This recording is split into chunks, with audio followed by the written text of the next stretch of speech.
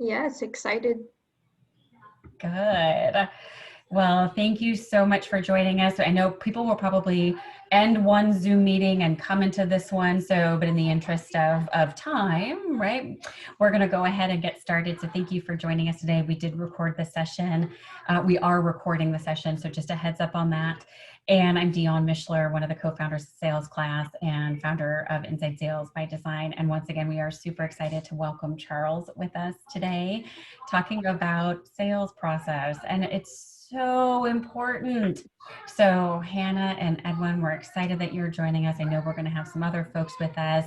And then again, after this, we're a community. You'll see some follow-up. I encourage everybody to connect with one another, right? Connect on LinkedIn, do some email follow-up, do a 15-minute call with each other, right? We all need kind of that accountability partner. What did you hear? How are you going to use it? All that good stuff. So embrace relationships in this new virtual world and pick up the phone and do a call. You never really know what's going to happen.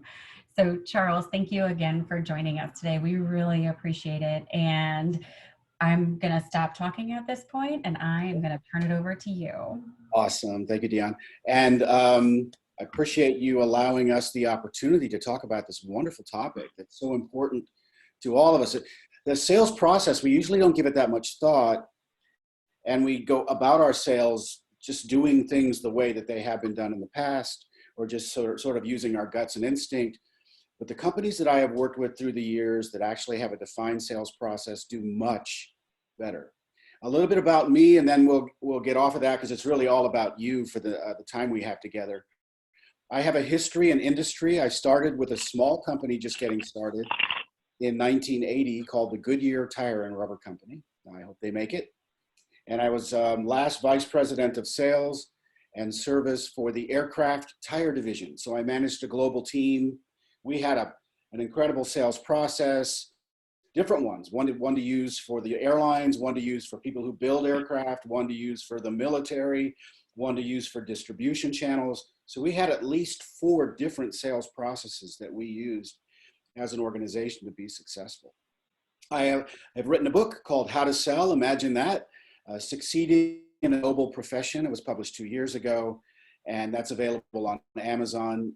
And I started a company called Sales Universe, where we teach how to execute sales process, and what that's all about.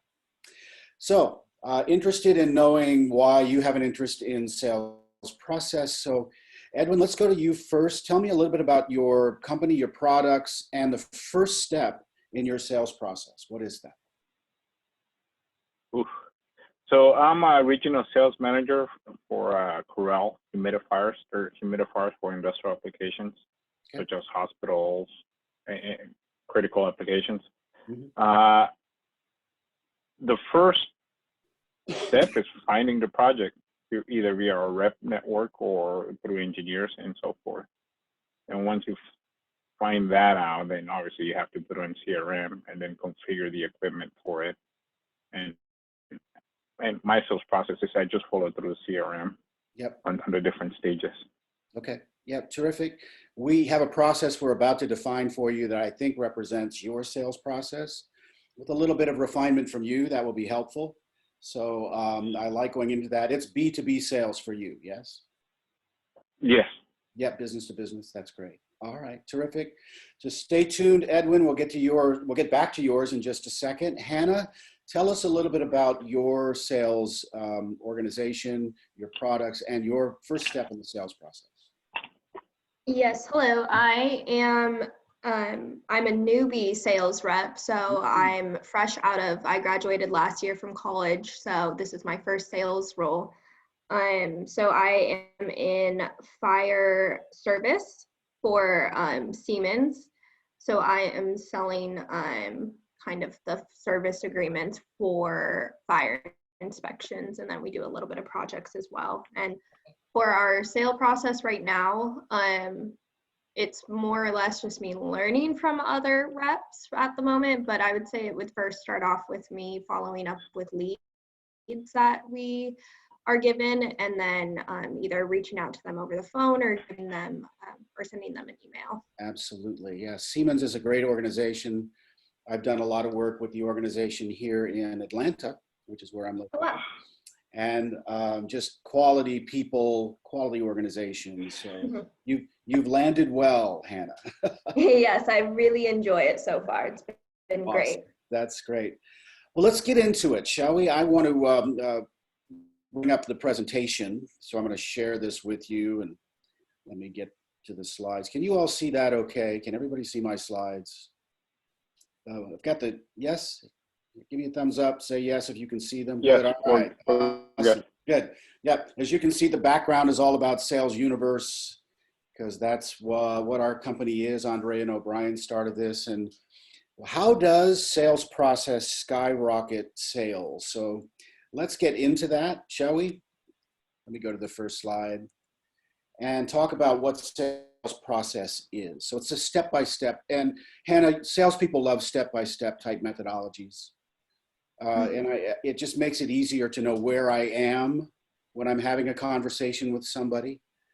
And so the good news is, as we roll out and define your sales cycle, you're going to see it more as a, here's where I am now, here's what I need to go, or where I need to go next. And that would be helpful, right, Hannah? Yes? Definitely. And Edwin as well. I know that this is, it's something that we don't really think about in terms of step-by-step. We just sort of have a natural idea of what we need to do next. So here's a little secret I'm just going to tell you. I also train buyers. Oh yeah, I train buyers. So if you ever heard somebody say your price is too high, I taught them to say that. I teach them to say it at the middle, at the beginning, when they push the contract to you and they're getting ready to sign, they go, I just need 1% more. And I do that because it's just oftentimes how buyers are defined. But buyers don't buy in a vacuum. Buyers are really responding to stakeholder needs. So we have to understand, first of all, how our buyers buy in order for us to match our selling process. So Hannah, Edwin, you described how your buyers buy. I mean, they identify a need. We're going to go through this in a moment. They identify a need. They pull the stakeholders together. They get the budget pulled together, and then they go out and look for a supplier that's going to supply to their needs. Right? Pretty much that's it. Yeah, but it's usually not done by the buyer. It starts with the engineer. Yep. The buyer is usually the purse holder. Right. Yeah, they'll negotiate the price. Yeah. Yeah. So, but it's they identify a need. The stakeholders get together and then put an RFP together, an RFQ together, and you get that, and then you, right. Yeah. And if you're really good, then you work on the specifications before the RFP is released, right? That's the goal every single time. That is the goal. To have it designed around us. Yep. Good. And so Hannah, do you sell business to business as well? It sounds like it. Yes. So contacting, similar to Edwin, though, the person I'm speaking to is probably the engineer of that company, though, not right. of our company. But that's usually who my first contact is. Yeah. Yeah. Yeah. With my work in the aircraft tire business, when we sold to Boeing or Airbus, it was engineer to engineer first. And then the need was sort of defined, and then from that came the request for pricing. So, all right. So first we want to know, how do our buyers buy? So I'm going to put up a very simple buying process. And so it's fairly traditional, but it certainly would be modified in your world. And I'm going to allow you to do that, because in a moment you're going to define how your buyers buy. When I say buyers, I could mean engineers, whoever's leading the initiative.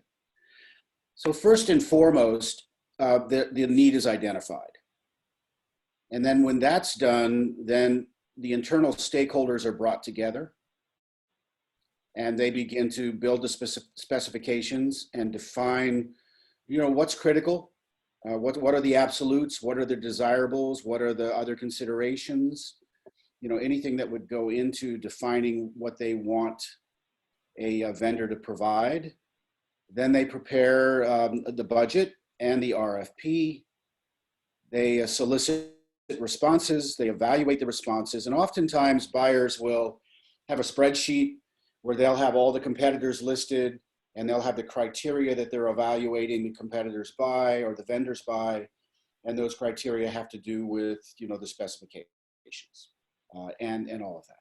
So does this sound familiar so far? Yeah. Yep.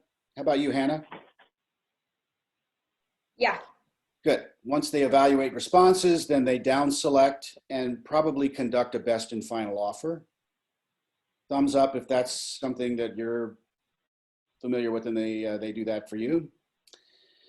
Then they award the business. Now these two are interchangeable. Sometimes they'll negotiate the contracts with all of the vendors before they award the business to create leverage.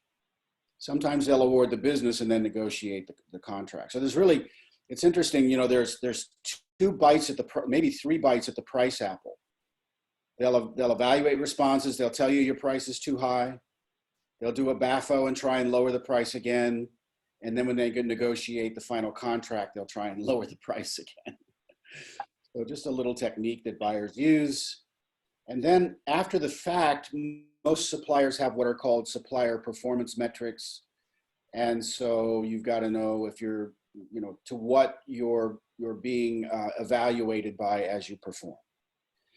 So I'm interested, Edwin, and you're looking at this. How is it the same? How is it different than your buying process? Or yeah, your buyers.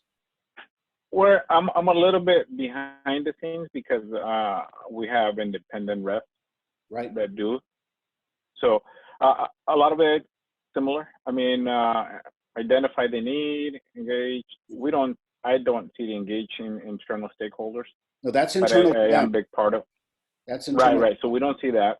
No, don't see it. We do help a lot. That the build a spec, that is a big deal for us. Yeah. And then the budget. I mean, it could die if they don't have the budget. Right. I mean, that's just what happens. That's right. And then I guess because our product's so niche, if you're the spec, you're 70-80% sure you will win the project. Absolutely. Yeah. And so do you have any, it's niche, but do you have competitors? We do. And at least the way I work sales is I only, if I give a price discount, because we're dealing with independent reps, maybe it will be only once. Okay. And it'll be at the end, right before they tell me when they need it. Okay. All right.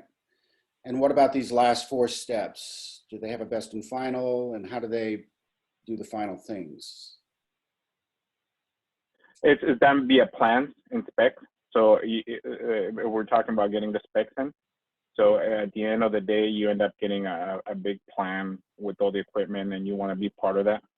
Okay. And down select and conduct award business. Yeah, the I'm not really clear on the first square, but the award business.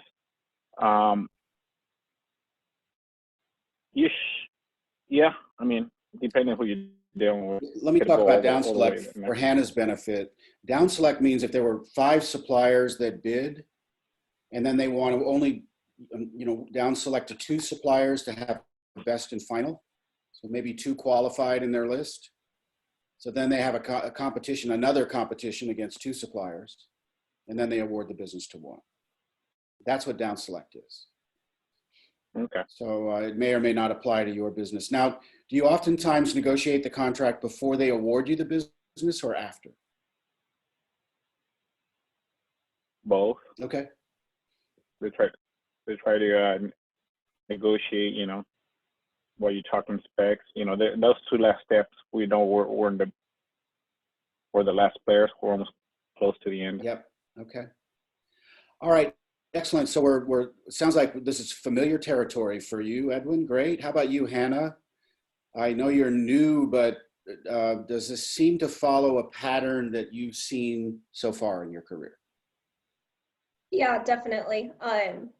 Thank you for explaining what down select is too, because I was like, I don't know what that part is. Right. But yes, that is a similar process. And I would say more or less we are negotiating before we're awarded the business for the most Right. part. Yeah, these are interchangeable. Yeah. And it's interesting because buyers have gotten smart. They've learned that if they negotiate terms and conditions and pricing before they finally award the business to one supplier, they have more leverage. A quick story, we were negotiating with Bombardier, which is they build corporate jets out of Montreal. And it was Goodyear and Michelin. We were down selected to the two of us. So they brought us into Montreal and they put us each in separate rooms, and they were negotiating the contract with us both. They were going back and forth from room to room, trying to get the price down, trying to get better terms. And they hadn't awarded the contract yet. And finally we just said, this has got to stop. You know, this was for tires that go on the brand new aircraft that are being sold and rolled out the door. This is not aftermarket sales. We said, what do you want? And they said, well, we made a mistake. When we budgeted for the aircraft, we didn't have any budget for tires. And I said, wow, so what you want are free tires? And they said, yes, we would love free tires. And I said, well, let me think about that for a moment. And I got with my finance people and we came back to them and we said, if you could guarantee a sole source in the marketplace aftermarket with no other competition out there, sole source, we'll give you free tires. And they said, we'll get back to you on that. And they went and met with their people and they came back and they said, that works. Then they went into Michelin's room and asked Michelin if they would accept free tires. And Michelin said no. And they left. And we won the business. So the whole thing is finding out what their needs are, especially when they're negotiating before the award. So with that in mind, let's take a step forward and look at your buying process. So, you know, our first order of business is to say, if this is your process, that's fine. If it's a little different, let's tweak it. So I'd like for you to just scribble on a piece of paper this top line, what your buying process is. I'll put mine back up so you can see it, but I'd like for you to make notes and just scribble out how your buyers buy. And if it's a little different than this, then note that. If there's boxes that should be there but aren't there, then add them. So just take a moment, scribble that out, and then I'll get with each of you and we'll find out what yours looks like. Because we've got to design a sales process that matches the buying process.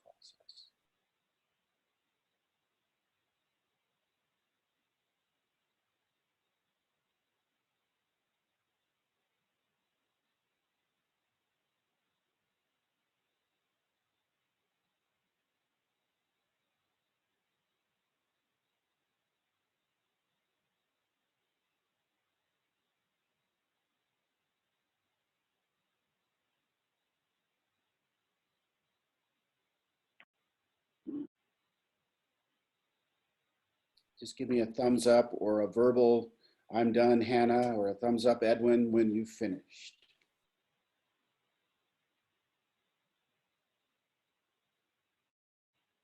I'm done. All right. Yeah, I'm good to go. Awesome. Okay, so Hannah, why don't you go first? What does yours look like? So I would say it's similar in the sense, but maybe it's identifying the need, meeting with that end user, building that quote, and then I would say it would skip more of the, like it would be building that quote, sending that proposal out, and then seeing how the customer reacts to it, and going from there if it's too high, if it's in line with what they're looking for. So I would say that would be more of the sales process, a little less steps, but maybe that's not a good thing that there's less steps. Oh, I don't know. You know, one of the things we want to make sure is that we fully understand all the steps of the buying process. Mm-hmm. And, you know, it's interesting. Do you sell to buyers or do you sell to engineers mainly? It's Either the engineer being that middle person for us and sending it to the people that are, the ultimate goal is to get in face to face with who the engineer is reporting to. So whether that be the GM or the building or the whomever is that in charge of that final signature, that's who we should be contacting. But what has been happening is that it's been that engineer as the middle person for us and then the end user. Nice. When we get to your sales process, we'll want to add, you know, certainly work with the stakeholder, the engineer you deal with, but also involve other stakeholders. Mm-hmm. So we want to add that box to your sales process when you get there. So when do the buyers come in and negotiate contract? Yeah. Okay. So all of a sudden the money people show up. Yep. And they've got their hand out and they want a little more. So, Mm-hmm. Yep. Okay, good. And at the end, after you've delivered, are there metrics that you all perform to? Yes. So technically after that final signature, it gets handed off to our ops team, and then they have to meet those needs and wants, but also promising what we delivered in that contract. Right. Yep. It's for sure that these metrics are showing up on their evaluation form at the beginning of the process. So we want to understand what these are as we're in the early stages of our sales process. So that's one of the things I'd like for you to remember as well as we get into sales process. So bravo, Hannah. Well done. Loved it. So that's terrific. You know, for a newbie, you got this. So I'm so impressed with you. Excellent. Thank you. I appreciate that.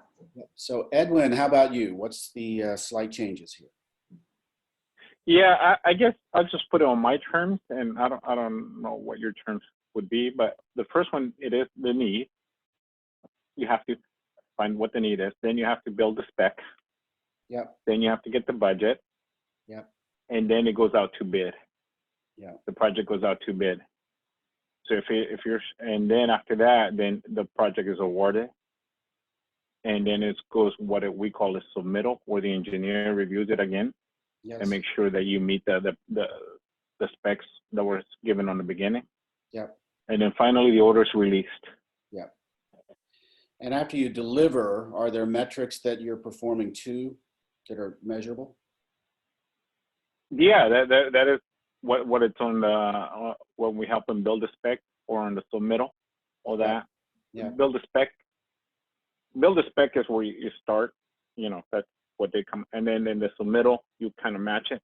Yeah. And then when the project ships and it's installed, then they need to make sure the submittals or the plans, if you will, Of course, are being met. Yep. So excellent. So it's very similar. There were some steps that, of course, are not necessary for your business here. All right. So we're in a good spot. Now that we've identified buying process, it's important to know how we marry our sales process to the buying process. Because I think you would all agree, we're way ahead of them. We know exactly what they need, how they can get it, how much it costs. We've got the answers for them, but they don't want to move that quickly. Dionne's laughing. She's going, yeah, that's right. Yeah, the I know, right? Sure, Right. I've done it before, but it's the patience to kind of let people tell their story and come to their own conclusions, right? It is, and we need to slow down to speed up and marry to their process. And we don't violate protocol. We don't talk to people we're not supposed to be talking to. We don't offer things that they haven't mentioned that wasn't a need, all of those things. So let's look at sales process. So here's a typical stripped down traditional B2B, some B2C selling. We prospect, then we connect, then we explore for needs, then we present a solution, and then we gain their commitment. So that's a typical sales process.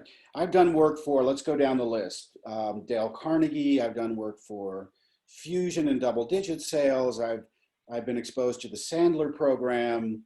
I've been exposed to Miller. I've done work for Miller Hyman. All of the big sales training companies have basically the same process. One size fits all. And it's this on the top. prospecting, connect, explore for needs, present solution, gain commitment, and all points in between. So for your benefit, Hannah, that's what sales process is. First, we've got to find out who's out there and how do we contact them. So we plan, we execute prospecting. When we connect, we're making a connection. And in today's world, we're connecting more and more virtually or through portholes. Edwin, do you do business, RFPs come through like a Reba or something like that, porthole, where you have to respond to a porthole in the internet, or is it done face-to-face, person-to-person? That's where the rep does. I just help the rep configure our systems and help them meet what they want. So Right. The rep, each different regions got different way they do it.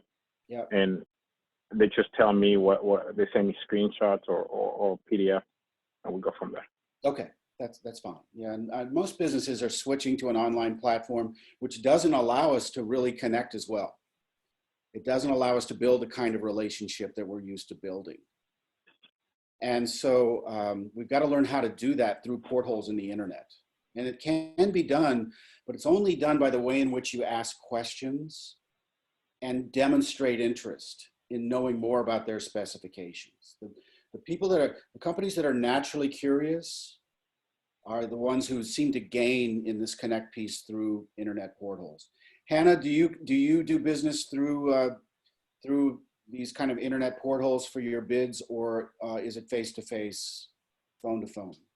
It's mostly face-to-face, or I guess I should say now virtually on Teams or Zoom, anything like that. Mm-hmm. Yeah, and I would suggest that when you're doing Teams or Zoom, go ahead and make it as interactive as possible, even if you want to have them do annotations and chat and all of that other stuff. It's just a way of creating a conversation rather than a presentation. Mm-hmm. So a traditional B2B sales process is where we're involved with spec development, as you like, Edwin. And then we have a request for quote. They evaluate our proposal. There may or may not be a best and final offer. There could be a negotiation, but then there's an award. So that's a traditional, typical sales process. Let's go to more typical sales process. Through either of you sell through distribution, where you have distributors also selling a product? No. I'll just cover that very quickly. Well, yeah, go ahead. My independent reps, they buy and resell our product. So I don't know Okay. if that's considered distribution or not. It is. Yep, a reseller is a distributor in a way. So when you're selling through distribution, you're building value chain relationships. It's not only the relationship with the person who's reselling, but also the relationship with the person they're selling to. Because if you're the OEM, you've got to have that relationship.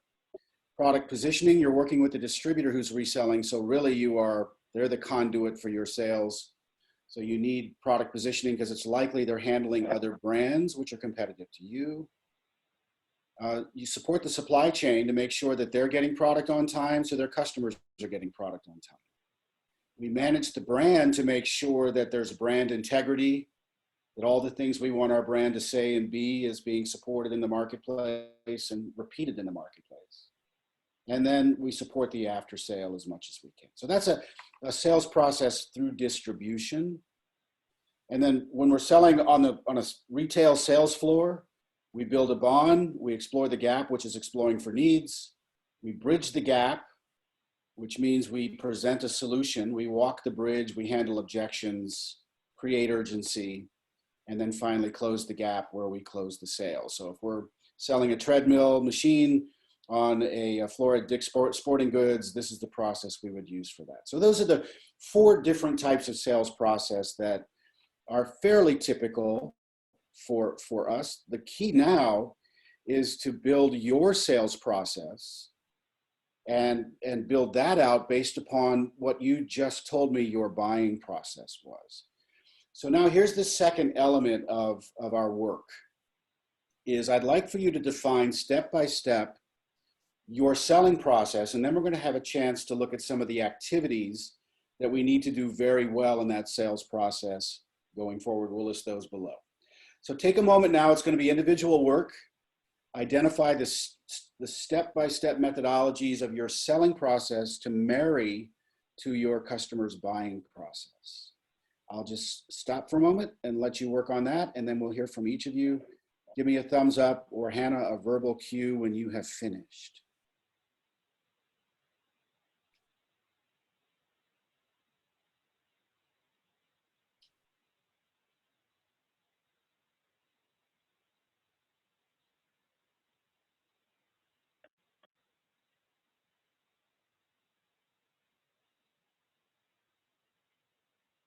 You want one of my examples of sales process? Would that be helpful?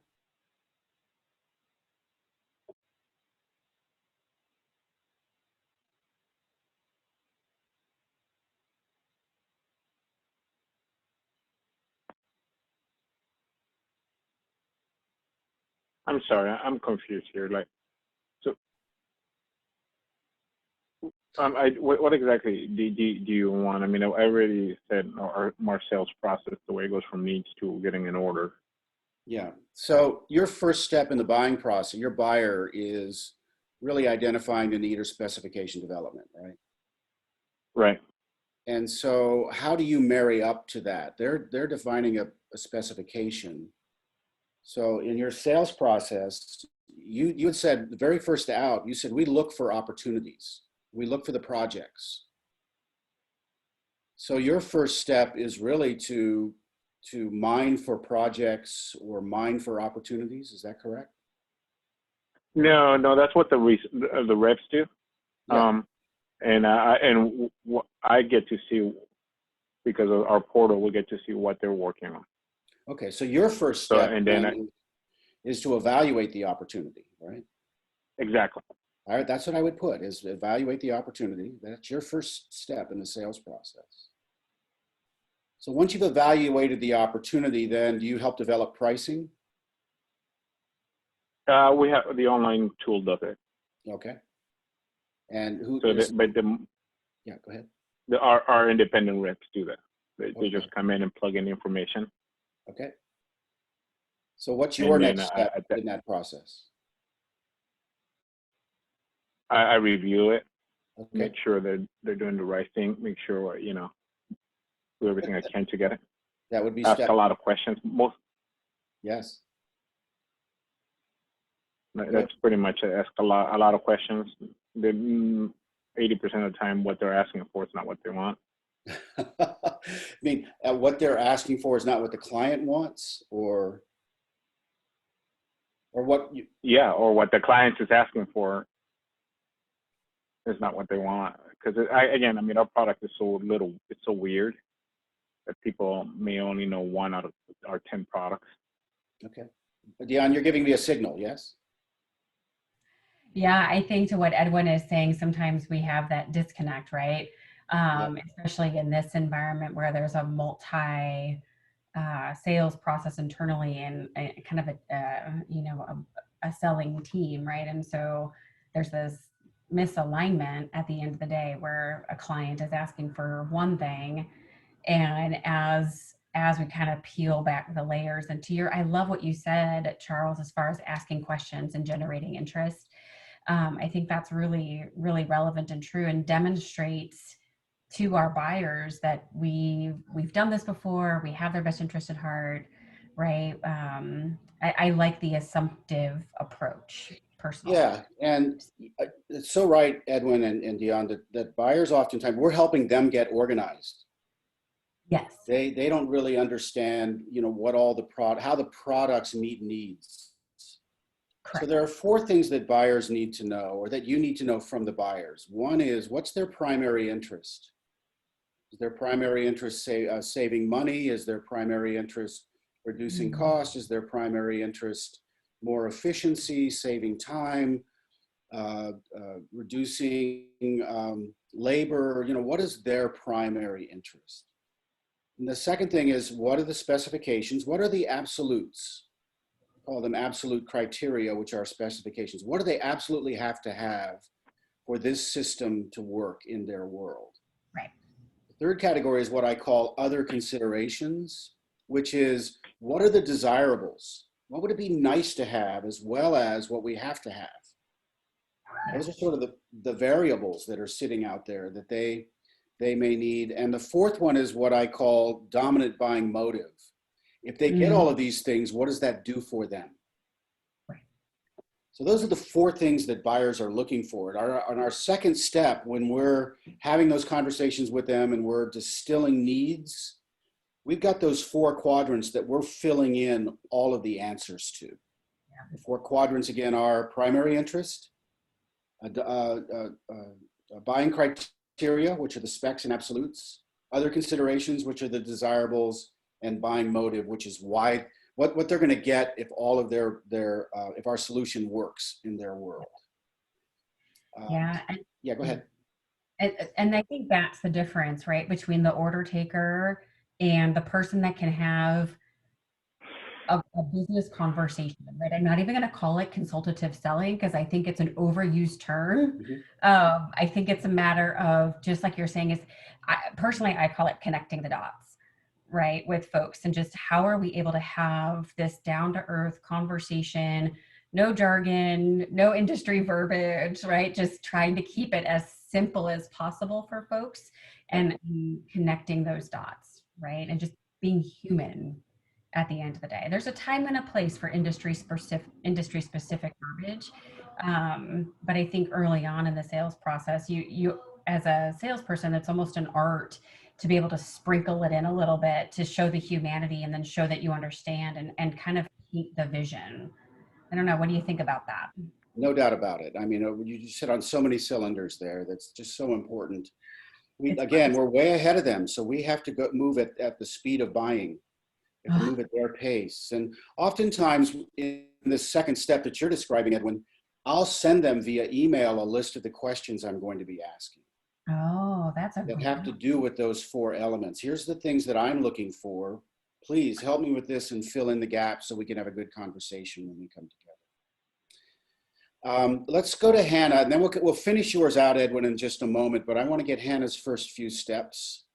So I'll describe for me how you've married your sales process to the buying process, Hannah. Yeah, so I would say it would start out similar. It's the prospecting, and then you would go on a site walk with the customer, discuss maybe what they didn't like with their previous vendor, why they're open to connecting with us. Yep. And then I would probably follow up either with a call or an email, and then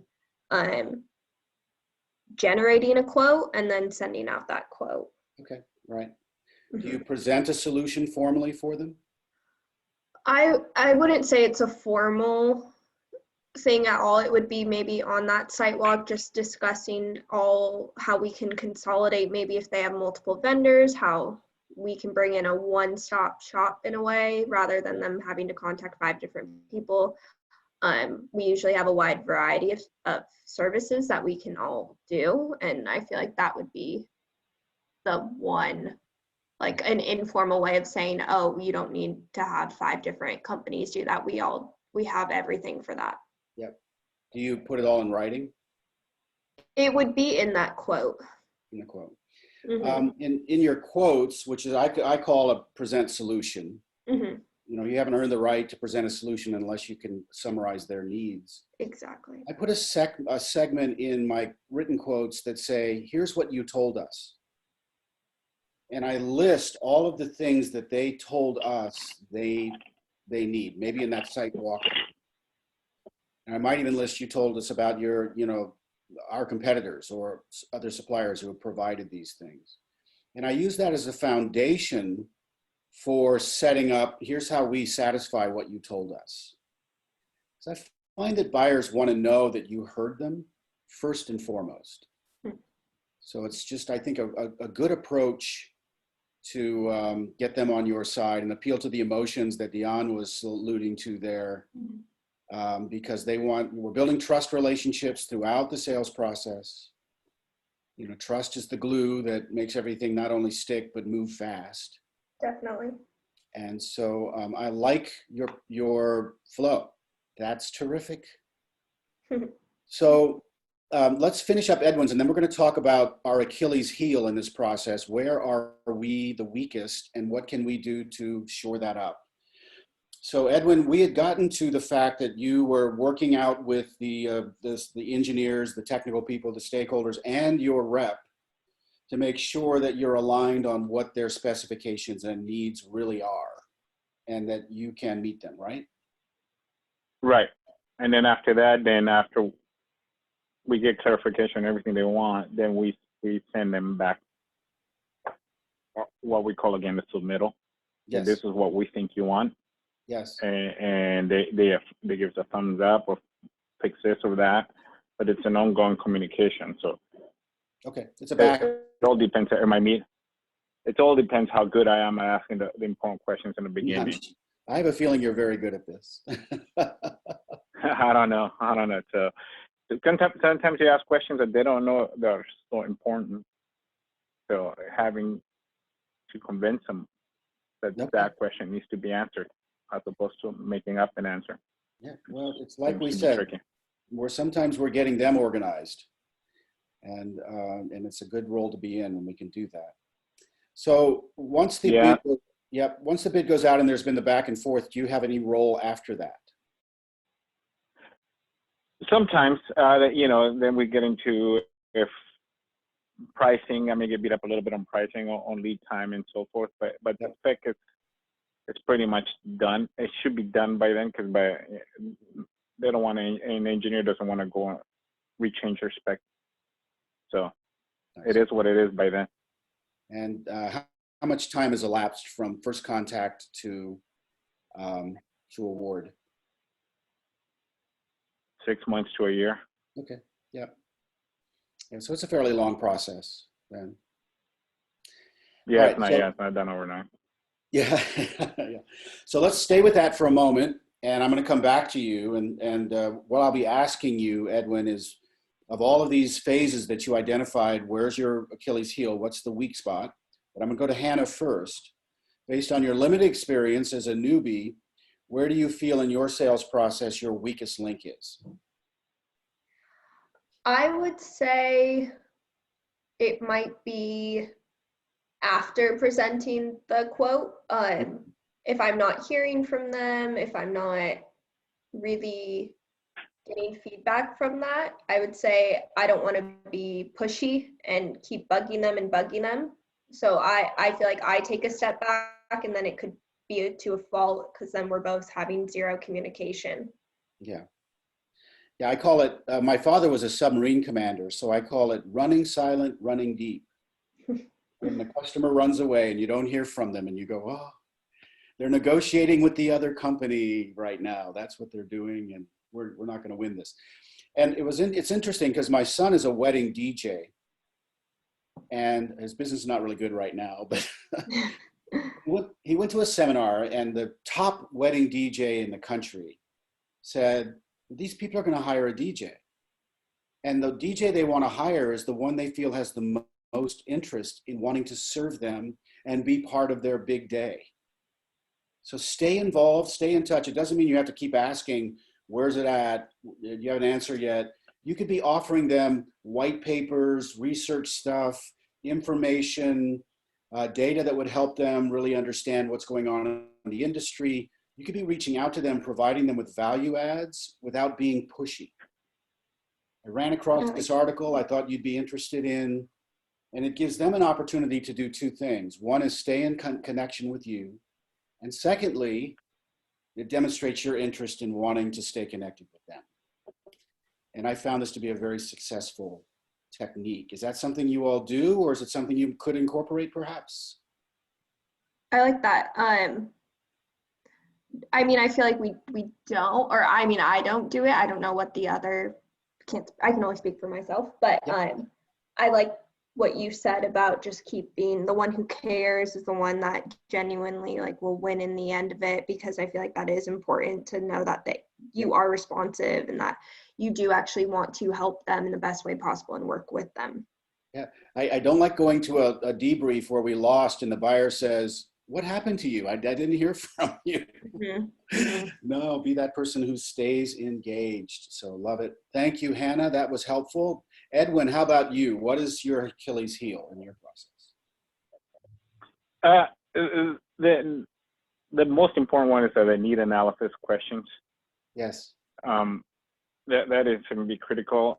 And there's a few things that go into that. Some of our reps are not knowledgeable enough to ask the right questions. Mm-hmm. Sometimes they don't want to give me access to the engineer. You know, that's their bread and butter. That's where, so they like to hide them. Sometimes the engineer doesn't know the answers, and sometimes the end user doesn't know. Yeah. But in our world, if they don't know those questions, I could give them the best of everything, but then I'm going to price myself out. Right. Yeah. Yeah. Go ahead. So that is the tough part. Everything revolves around the need analysis in my world. Yeah, and Dionne and I have been through a number of these different sessions where we listen to salespeople talk about, you know, where things tend to be a little weaker than others, and it usually has to do with asking questions to explore needs, because you can't present a solution until you can summarize what their needs are. Right, Dionne?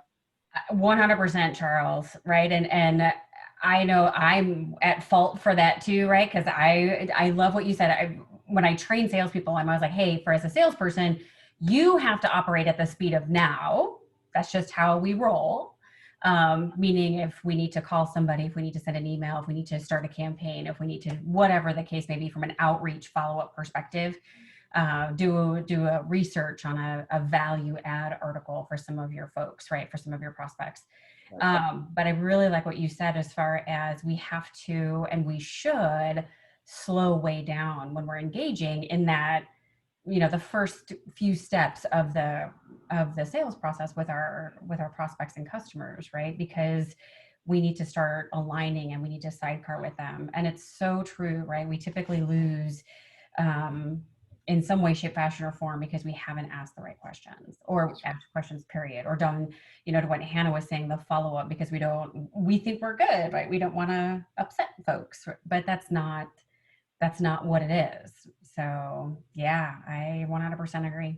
Nice. Edwin, so here's and to add to it. Yeah, go ahead. I'm sorry, but to add to what Hannah said, I think it's important. And one of the things that I've been playing with is there's a fine line of when, yes, how much to ask.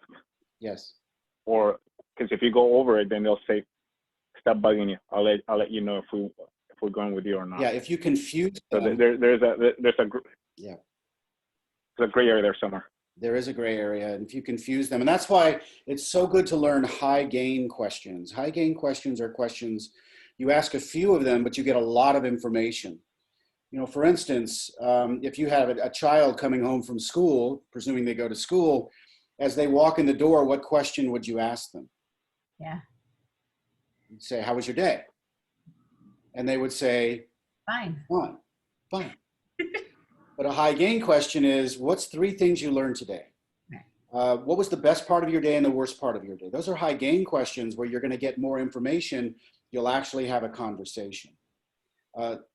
Getting salespeople to transition into the ability to ask those kinds of questions is an art. So Edwin, my challenge to you is create a master list of high gain questions that you would love to see salespeople ask their key stakeholders to be able to define your needs most completely. And that way you're arming them with tools that will allow them to be more effective at what they do and allow you to be more effective at what you do. Maybe you have that already. I'm underestimating you, I'm sure. You may have. No, I have it, but it's part of one big list. Yes. You know, part of like 20 questions, but maybe the first thing before you go to those 20 questions, maybe with the top 3-4 questions. Yes. Yeah. High gain, where it really allows them to open up and go deep. Yeah. Yeah, I think that's really important, Charles and Edwin both, and even Hannah, right, is developing our own talk tracks, right, and kind of our own testimonial walk, if you will, right? So what words are we using and all that good stuff. I think that's a brilliant idea. Yeah. And then just keep repeating yourself until your team gets it. And then you can do some other questions, right? Because it's really, especially if you're internal, right? You're kind of training your internal team right? And so, and as we're training ourselves, and then it's this layered approach that says, okay, we got phase one, and now we're going to go into phase two, right? So, Right, right. So we're going to wrap. I've got 3 quick questions to ask the 2 of you that have to do with the 3 big takeaways from this. And the first one is to you, Edwin. How did examining the buying process help you understand ways in which you can serve your stakeholders, the sales reps, and your customers better? Well, I mean, I already knew the process. I mean, that's common. You know, I've been doing this a long time. Sure. The thing just highlighted how critical asking the right questions is. Yes. That was the important part of it.